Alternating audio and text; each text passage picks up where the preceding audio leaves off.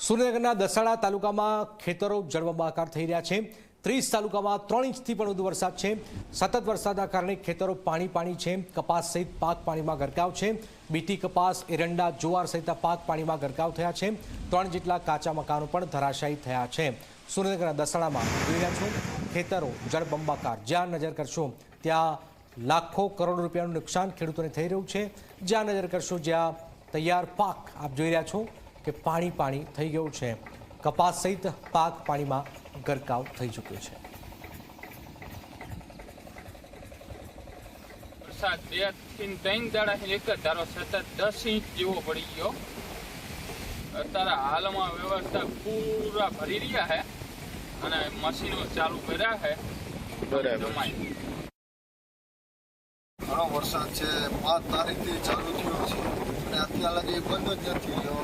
એટલે લગભગ 10 થી 12 ઇંચ વરસાદ પડી ગયો છે અને બધા ખેતરો પેટમાં ફેરવી ગયા છે।